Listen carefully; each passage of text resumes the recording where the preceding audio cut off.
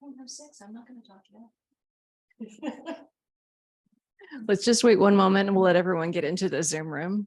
Thank you all for coming tonight. In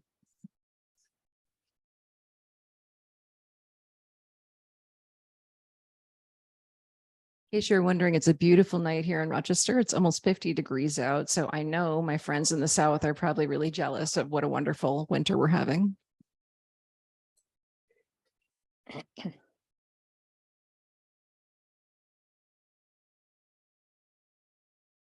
Okay, at 6 o'clock, I'm going to start by saying welcome, everyone. Welcome to Wellness at Eastman. We're here live in Howard Hanson Hall at the Eastman School of Music in downtown Rochester, New York. I'm Callan McCormick, and I'm the director of Eastman Performing Arts Medicine here at the University of Rochester.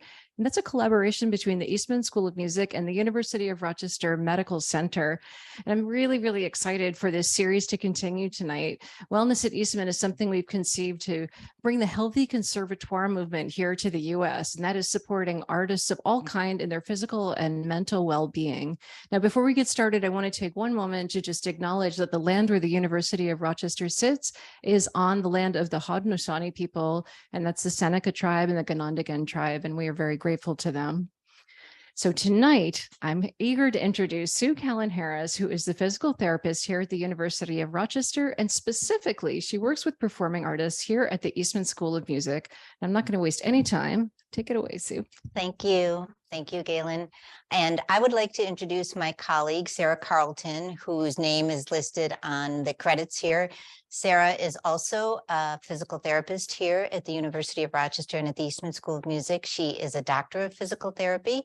Sarah also has a master's degree in fine arts because she is a dancer and a dance educator.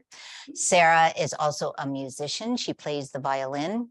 Sarah is an athlete. She is getting ready for a competition in synchronized skating this weekend. Yes. Sarah is certified in performing arts medicine through the Performing Arts Medicine Association. And Sarah is a visual artist, and we can credit Sarah with the beautiful slide background because she didn't like any of the already available backgrounds. Had to make my own, of course. A PT disclaimer, we are thrilled to be asked to talk to you about preparing to play because that's not something we often get to do. As physical therapists, we're a little bit like sleuths. No, not really. We're just physical therapists. And we start with somebody when they already have an injury or something that's interfering with them playing. And then we work our way backwards to see how did that come into being? Because it's not like you were crossing Main Street. We're on Main Street. It's not like you were crossing Main Street and you tripped and you sprained your ankle. These kinds of injuries tend to be like long-term. They have something to do with how you're doing what you're doing. So now we get the opportunity to share with you what we've learned from tracing things backwards in time. And our best case scenario would be like, how do we use this information so that a musician would get better? So and when I was first starting this practice, my son actually suggested the slogan that an injury is the first step to getting better, but we're reversing the process.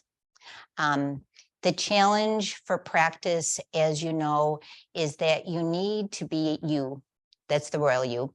You need to be able to practice enough so that you expand your performance parameters, whatever those might be, but without exceeding your physical capacity. And that's what we are going to be talking about today.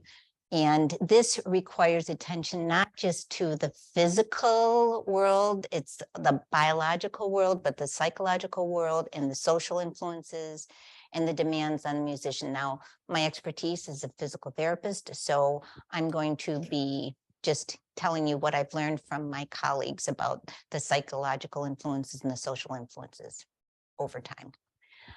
You're all familiar with the Goldilocks principle, this idea of trying to get things just right. In the past, our practice guidelines, I'm speaking as a physical therapist, our practice guidelines have been designed to not cause any more harm and to get rid of like pain or stiffness or something like that. And what I found very painfully myself was that that is not enough to create the performance enhancement that a musician desires. So why would you go to a physical therapist? If you're a musician, why would you go unless you thought, I'm going to get better at what I'm doing? I'm going to be able to play or sing until I'm 90 years old, and it's just going to get better every time. So that's the challenge for us. I'm just telling you. We're going to be talking physical therapy terms here. I'm so sorry. We're talking about capacity. So a person's physical capacity is what will actually determine the parameters of their practice. So practice parameters would be like the intensity of your practice or your performance, the duration of your performance, the frequency, those kinds of things. And those are going to be dependent on a person's endurance, their muscle strength, the power, the ability to exert a certain amount of force at a certain time, or to be able to do that repeatedly, or a person's available range of motion, or just their agility. So these two concepts are interdependent. If you have an increase in intensity, then you need increased endurance. If you have decreased endurance, then you decrease your intensity, back and forth. It's I know this is probably second nature to you, because I think musicians are pretty smart. They tend to have big brains. What I would like to tell everybody is that pain is a protective mechanism. So initially, when I started here more than 20 years ago, the chief responsibility was to get rid of the pain so you could return to practicing and complete all of your assignments in order to graduate. What we've learned over time is that pain is a very good messaging system, and it gives us the idea that the system is approaching capacity. So we all start out with a physical capacity that might be here. And then there's a range like between the top and somewhere about a third of the way down, where you might experience discomfort before you hit your capacity. And then all the way up to here, you can do as much as you want because you haven't maximized your capacity. When there's a painful incident, that tolerance level drops way down. And you're not allowed to exceed it unless you push your way through. You're not allowed to exceed it until your capacity for playing increases, okay? So pain is a really important message for me as a physical therapist, maybe not for you. We're meant to learn from the pain, not just eliminate it. And what I have found over the years in working with the students here and working with other musicians is usually when something feels better, the musician says it actually sounds better. So musicians have this capacity to hear tension or stiffness or other things that I can't describe. But I know from experience, even though I can't tell you why this happens, when a musician feels good, they report that it sounds good. So, and that is what I would love to see happen. Okay. We're still talking about physical capacity and tolerance, and that is dependent on a number of health factors. So the mental conditioning and a person's ability to focus, it may be just, like where they're coming from or how many things they have to think about during the day, but it also may be influenced by what their physical condition is. So you all know if you are feeling tired, it's harder to focus. If you're feeling discomfort somewhere, it's harder to focus. Like all these kinds of things. Again, these two systems are interdependent.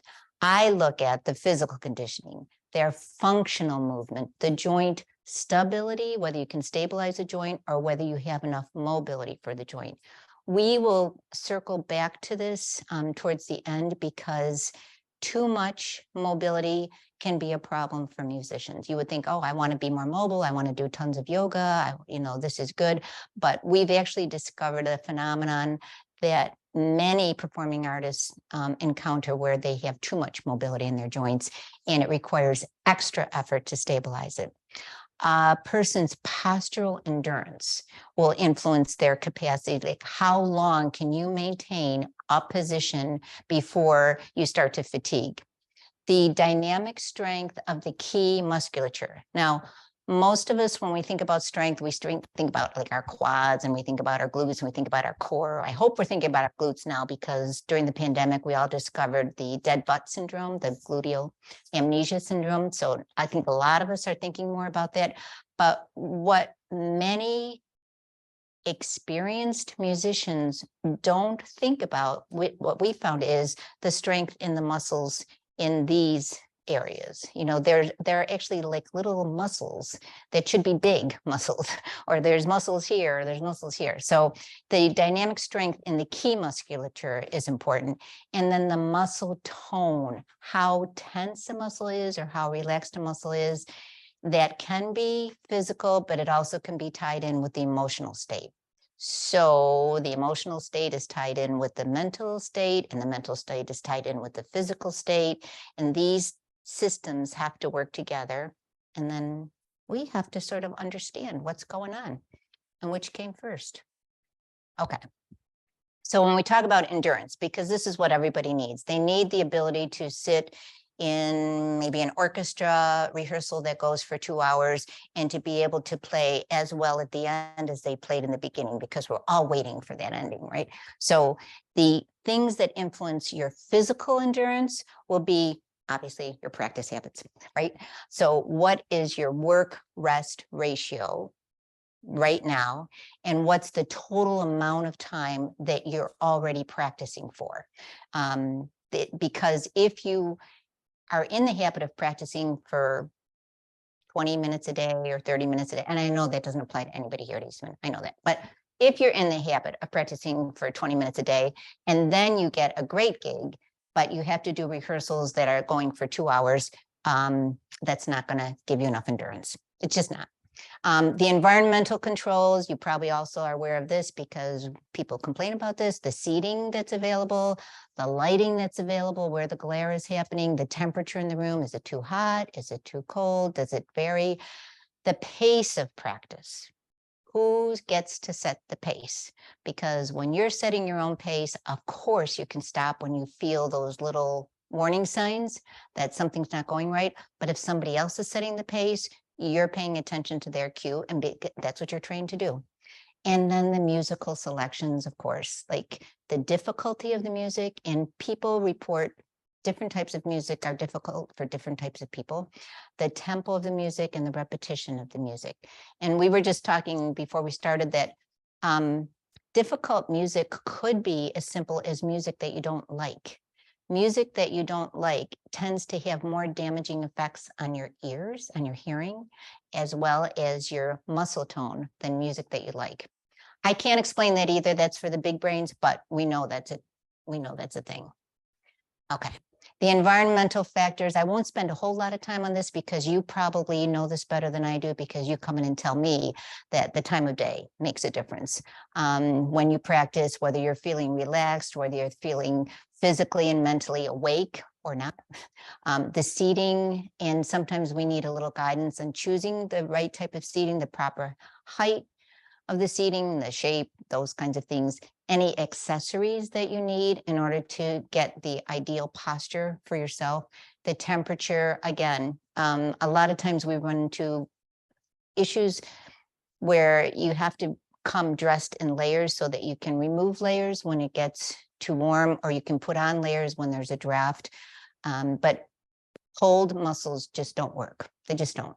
Warm muscles work way better than cold muscles, and we just have to figure out ways of making that happen on a regular basis and a dependable basis. Again, the lighting, and you know this better than I do, but if there's glare, or if you can't focus the way you want to focus, that's going to affect your endurance, because if your eyes get tired, your brain gets tired. If your brain gets tired, your body gets tired. The stand placement, again, I think this is sometimes a joke, but where you place the stand and how often you have to turn your head, and whether you're right eye dominant or left eye dominant, and whether you have to look at your music and look at a conductor and be aware of somebody's bow coming at you or something like that. All these things make a difference, and whether it's at the right height and whether you can see it. So those are just some of the environmental factors. Obviously, there are more, but the common ones. Pace of practice. How often should you take a break? We've been saying this, and this is based on about 20 years of input through the Performing Arts Medicine Association. Prior to when you start to feel pain or fatigue is when you should take a break. Okay. So if you know that you're working on a new piece or a difficult piece, and about 10 minutes into the piece, you know that you're starting to feel tense, you want to set an outside timer so that you stop before you get there, not an inside timer, not looking at the clock, because if you're paying attention to the clock, your focus is divided. So set an outside timer so that when you get to focus on the music, which is the most important thing to you at that time, you're freed up from the other stressors. If you don't have pain or don't anticipate you have pain, then we suggest routinely to take a break after no more than 25 or 30 minutes. So if you are setting yourself up for an hour of practice, that's a 50-minute hour, because you practice for 25 minutes, take a 5-minute break, and then practice for another 25 minutes. And that's your hour. And the break is a part of your practice. And I will come back to that. The playing tempo, faster tempos require increased muscle activation and increased muscle endurance. You may know this intuitively, but I'm just saying that the faster the tempo, the quicker you're going to fatigue. And this will lead to an overuse situation if everything that you've chosen is a fast-paced tempo. So limit the speed tempo playing during practice sessions, especially if there's going to be a lot of repetition. And some pieces require a lot of repetition. The dynamics of your playing, and I love this because I think musicians are so expressive and the dynamics are increasing over time, but just remember that the bigger the dynamics, the less stability you're going to have, the more you're going to be balancing on one side or the other side or using muscles in a different way. So you also want to pay attention to the dynamics and then balance it out with something that has fewer dynamics, and of course the repetition.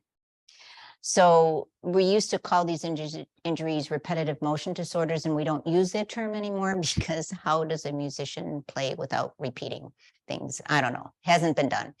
But performing the same repetitive movements or patterns without the appropriate type of rest will increase the risk of an overuse syndrome. And an overuse syndrome is a syndrome. It's not an injury per se, it's a condition.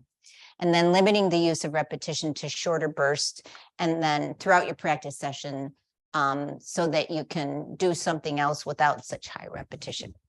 The musical selection, you may already be doing this automatically. Obviously, just like you do in a practice session, you start with something simple, something familiar, something you like, because that's how you get yourself in your zone, and you progress the difficulty with your attention to the pace of practice factors, varying the difficulty in the type of music. This idea of varying the music comes from sound ergonomic principles that we discovered starting in the 80s, when we would have like secretaries doing a repetitive motion job. And when we started to use word processors, we noticed that we weren't like changing the ribbon, or we weren't getting up to go to the copier machine, or we weren't moving around. And that's when we ran into repetitive motion disorders. So now we're just extrapolating that and saying in the musical setting, vary the type of music and vary the type of effort so that you are not using the same muscles in the same way over and over again in the same position. Okay. Another principle for practice that I can't stress enough, and that is validated in the research, is this idea of physical preparation. We call it a warm-up, and we're not going to go through the warm-up because we did that last year. And you can look on the EPAM website and find Sarah demonstrating some beautiful warm-up strategies. Other words for warm-up, Don Green calls it centering. It's a beautiful practice that he's promoted. Katie Fittipaldi called it a ready list, which I loved, getting ready. The idea of warm-up is that it prepares us mentally and physically. It prepares your gaze, it prepares your breath, it gets you ready with your intention. So you're already sending the signals down to your nerve endings and back up, and the direction of your practice. Physiologically, what's happening is it just improves your circulation. So again, warm muscles work so much better than cold muscles, and warm muscles get warm because they're getting blood flow. It's that basic. It increases the tissue extensibility. So if you have to move your shoulders or reach or something, it's improving that extensibility. It's getting you ready for your heart rate, your breathing, the neural impulses. It's preparing your mind, because your mind then says, I know what's coming. This is my routine. This is, what we're repeating. And in the warm up itself, it allows you to actually start with your ideal posture. You may not maintain that throughout, but you'll start with your ideal posture and muscle tone, because you'll be getting rid of any excess tension. And we know from the research now that this definitely decreases susceptibility to injury. Okay. The physiological quieting and arousal techniques, this is this idea of finding your optimal level of performance state of mind, because it's really about your state of mind. We think it's happening here, but it starts here, like so many other things. So you just start by saying, am I relaxed? Am I sleepy? Am I edgy? Am I tense? Am I focused? And if you are edgy and you need a quieting technique, that would be something like Don Green's centering technique. And if you are, can't get nothing sugar, Chris, like just a little too relaxed, then you would start with some cardio exercise, like running up and down the stairs here at Eastman.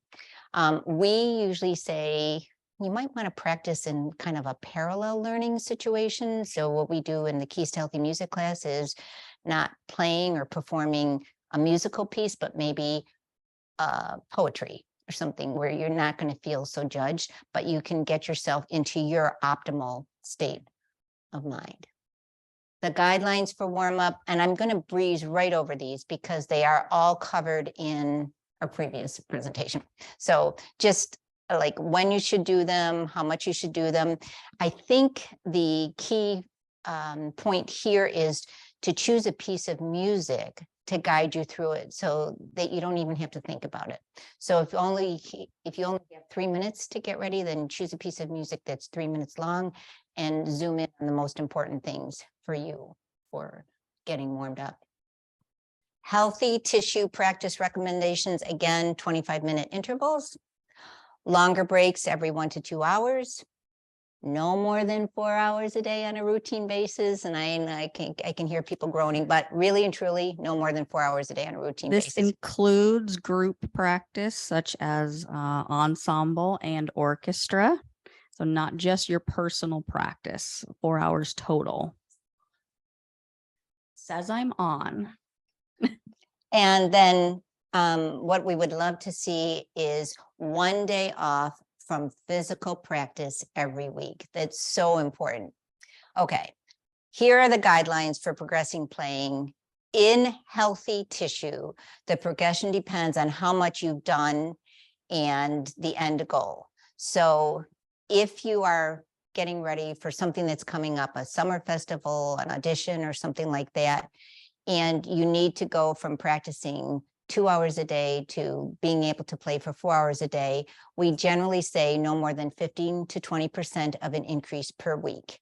And this can be calculated by taking your average daily playing time, multiply it by 1.15 or 1.2, and then you'll get your new daily playing time. In the presence of an overuse injury, the playing time should be restricted to the amount of time that you're able to play pain-free. Remember, pain is our guideline. And this may only be a minute or two to start and should never be progressed by more than 10%, okay? We're gonna go through a chart, which is an example of a return to play schedule after an injury or prolonged time off. And this is to increase your capacity, your playing capacity. So you'll see in the chart that the musician should remain at each level for no less than 2 days, and they can play pain-free.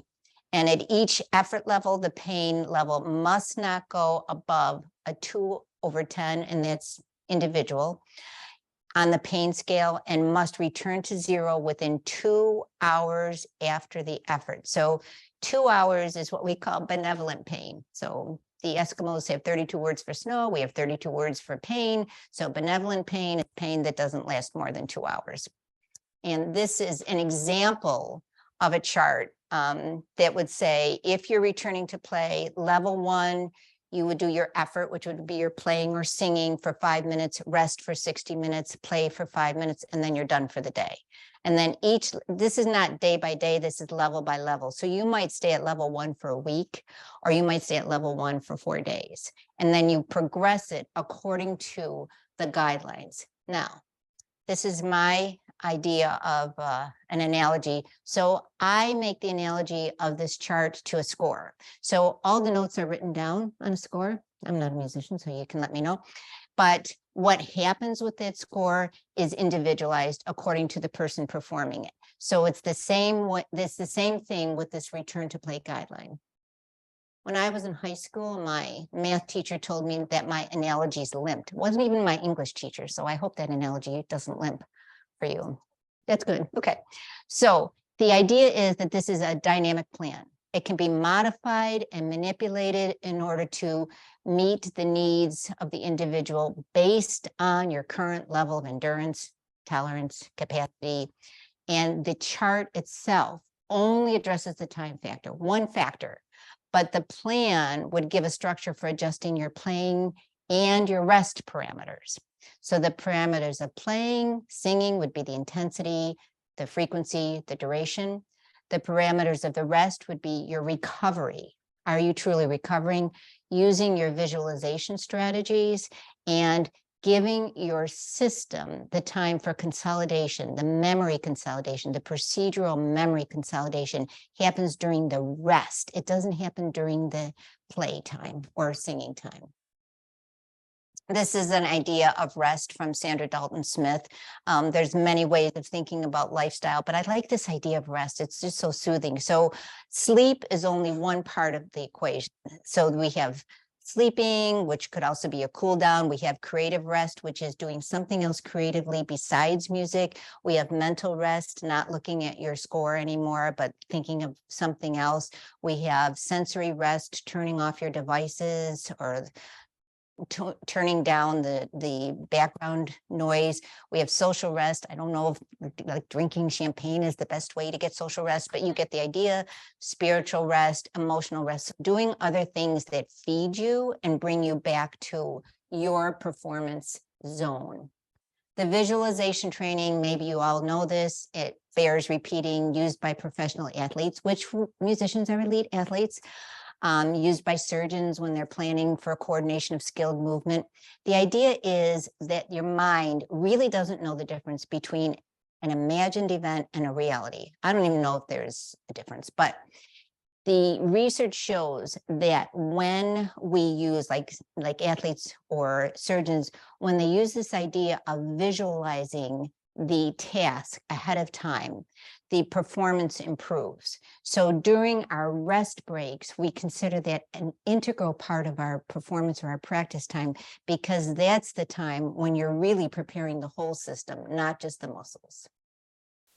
So what do physical therapists do when they're trying to determine how to advance a playing time or a preparation for playing time? We use different screens. We use a posture screen, we use a functional movement screen, and now a hypermobility screen, and we use an ergonomic screen. The posture screen, we're just looking at your alignment and the 3 different planes. We're looking at you from the front, we're looking at you from the side, we're trying to get an idea if we were looking at you from the top down to see where you're lining up with gravity. Are you to the side? Are you rotated? Is your head forward or back? 3 different planes of movement. And then the functional movement screen is the mobility and the stability that's available for different movements of each body part. So does every musician have the ability to get their shoulder in a certain position? An example of a functional movement screen, which I can demonstrate the differences, like internal, external rotation of the shoulder. When I put my hands this way, my hands don't come anywhere near each other. If I go the other way, my hands come pretty close to each other. So different amounts of motion. Or can you rotate your palms all the way up and all the way down? The ergonomic screen, I mean, there's different parameters for every body part. The ergonomic screen is when we design the task or the environment or the instrument for the purpose of reducing the fatigue of the operator, in this case, the musician. So an example here at the Eastman School of Music, we happen to know this because we studied this. The most frequent performance-related disorders happen in our harp studio. And if we take a harpist, and they're beautiful, our harpists are by and large beautiful, and we look at their posture, sometimes their posture is perfect. They like look perfect because they like to get dressed up. So I don't find anything wrong with their posture when I look at them from the front. Like if they said, oh, the head's aligned with the shoulders, and you know, the pelvis is in a good position, so posture looks good. And then we look at the functional movement screen. They can move their head side to side. They can turn their hands up and down. They can move their shoulders in any direction. They've got good core. But then we introduce the harp to this perfect specimen. And the harp is a big asymmetrical instrument, and you have to play it with your hands, and you have to touch foot pedals, and you have to lean forward and backward. And all of a sudden, this like system isn't working. Okay. So sometimes we see a postural deviation right off the bat, and then that shows up even more when we do the ergonomic screen. So if the head is forward in the posture screen, it's going to come even further forward in the ergonomic screen. That's what we're looking at. And that's where we are trying to say, where do we need to make a difference in order for this musician to do what they say they want to do for the rest of their life? Other practice considerations for healthy musicians: consider the preparation and conditioning for practice a part of your practice. When you're designing your schedule, incorporate your exercise, the water exercise, the swimming, the gym, the yoga, the dance, the warm up and cool down. Think of that as your practice. One of our esteemed faculty members here used to tell their studio that, because they believed in swimming, that was a great thing for their studio, and said that your time swimming is part of your practice time. I love that as a physical therapist. So anyways, when you're designing it, think of that. And then the cool down, please, please, please don't forget about the cool down. The cool down is where, as I talked about before, the procedural memory comes in. So it's an integral part of your preparation. When you're putting your instrument away, when you're calming down, take some time to literally bring yourself back to baseline. Okay, that's it. Yep. Do we have questions from anybody? Good. Okay. When I teach you, Oh yeah, you'll need the mic. I had the honor for a while of teaching a performance anxiety class here, and we would often talk about people who need to calm down before they play and people who need to come up before they play. And I discovered that in a very odd way myself. Can you just speak to like, how do you figure out when you're working with artists, how do they figure out which one they need? Sometimes, well, no, we usually figure it out by checking in with your breathing. It's usually physical parameters: breathing, heart rate, muscle tension. And you can sort of get a clue from the baseline posture before they've even touched the instrument. You can sort of see if somebody is feeling a little logy, posture is something we're used to looking at. Or you can see, this is my favorite, this is where I live, is with my shoulders like so close to my ears that it's a wonder that they don't block it. So for me, I've trained myself visually to see whether somebody looks tense, or you can ask yourself if you feel tense, or you can ask yourself if you're able to access a good, deep diaphragmatic breath, or if you're breathing from here. And believe it or not, we have very highly trained wind players and brass players who breathe from up here. You would think that their diaphragms would be like stunning, like a work of art, but we have people who breathe from up here. So I usually look for the physical cues. Now, other people can report that they don't feel ready because they can't focus. So that's something like I have to bring myself back to it. Or you could feel hyper-focused where you're taking in all of the components of the room. You're aware of every light, and you're aware of somebody unrolling a cough drop, or if somebody's fidgeting their seat. So the hyper focus, the hypersensitivity to the environment would say, you need to calm down. And Don Green does a beautiful job of, at the end of the centering process, the whole cue is you take your performance from your center and you send it out. You're no longer taking in the cues from the audience, because if somebody's fidgeting their seat, you're not going to change what you're playing, to make it better for them. This is your performance, and they came to hear you. So, or I go to hear the musician. So a lot of cues. I don't know. Anybody else? Golden opportunity. I have one more question, and then I want to ask you. I have one more question, and then I want to ask you to go back to the slide on sleep. Okay. My other question is, you talked about a performance assessment. How can the Eastman students do that? Is there a way for them to get that here with you? Yes. Currently, the performance assessment usually comes in a referral to physical therapy, because a student has identified something that's making it difficult for them to do what they're supposed to do here. So either they're not practicing, and if a student doesn't practice, I think there must be something uncomfortable, because people who come to the Eastman School of Music like music, and they like being with their music. So if something's keeping you from practicing, then you need a performance assessment. I don't think there's like slackers or anything else. I really and truly believe that we have to go back, and it may not occur to them that they're uncomfortable, but something is interfering with your pleasure, because musicians get pleasure that's from playing. Otherwise, you would have gone into physical therapy. So, do you want to go back to this slide? I love this slide. Yes, please. If you would go back to the sleep slide. The reason I want to show this one is that when we start 2023 on January 11th, we're going to have Dr. Chisato Marling come in, and that is what she's going to talk about. She's going to talk about sleep. It's our superpower, which I thought was such a cool way to frame that. And I know all y'all skimp on sleep. I've seen it. I've seen you at Java. So I think it's going to be an important time for us to reconnect with like circadian rhythm and things like that. Sue and Sarah, thank you so much for everything you've offered tonight. I want to thank Steve Fassone for coming downtown and helping us on site, all of our friends at Technology and Media Production. And of course, I want to thank the Eastman School for continuing to host this series, and all of you for coming down tonight. So last one for 2022. I hope everyone has a great holiday season. Please stay well, wash your mitts, okay? And I'll see you all in January. Have a good night.